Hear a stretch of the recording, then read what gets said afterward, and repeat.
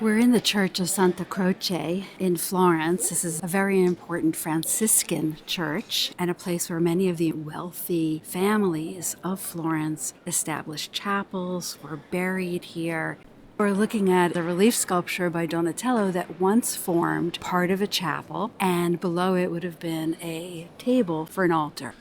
But over time, churches as old as this are transformed, and so we're seeing the sculpture now in a more public environment than it would have been seen earlier. It would have been contained within the family chapel. What's so fun about this relief sculpture is that Donatello has returned from Rome. He's made a trip to study the remains of ancient Roman sculpture. And that's evident when we look at this Christian scene of the Annunciation, where on the left, the angel Gabriel announces to Mary that she will bear Christ, and Mary reacts very humbly to that news.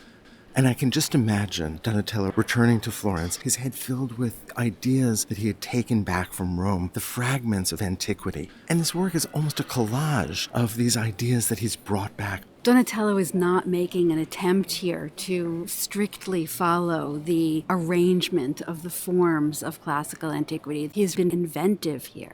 Donatello may not have even understood that there were rules. And so we have invented columns. We don't have Doric or Corinthian or Ionic columns. There are volutes at the bottom of these squared columns rather than as a capital at the top. And as capitals, we have human faces. This is a reinvention of classical vocabulary. We also see volutes at the top of this curved pediment, very reminiscent of Alberti's exterior of Santa Maria Novella. And below that, a string of rosettes and a frieze of the egg and dart pattern. We also see curving vines and vegetal and floral patterns. All of this is borrowed piecemeal, in a way, from ancient Roman architecture. And in just a few years, Alberti will write down, in a sense, the rules of ancient architecture.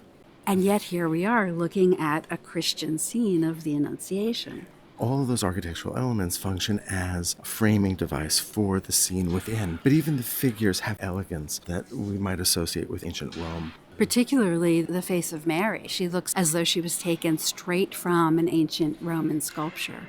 But it's their bodies as well. There's a kind of ease and movement that we associate with the classical world and the close study of anatomy. The Virgin Mary's right leg has a bent knee. It's not a weight-bearing leg. And clearly, Donatello is inspired by the careful observation of the human body that is evident in so much ancient Roman sculpture. The figure of Mary and the figure of the angel Gabriel are represented in high relief. In fact, they cast shadows on the fictive doorway behind them.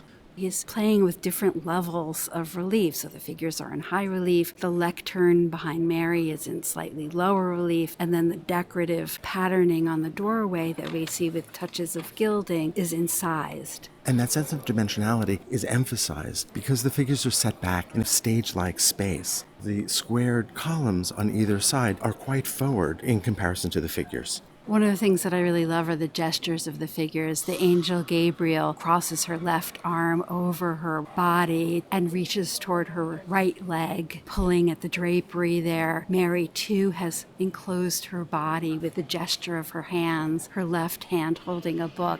Both figures are self-contained, but also through their glances communicating with one another. Look at the way that the arcs of Gabriel's arms are echoed by the arc of the lectern and then echoed by the turn of Mary's body. There's this continuity in the composition of the work that creates a unity across the surface of the sculpture.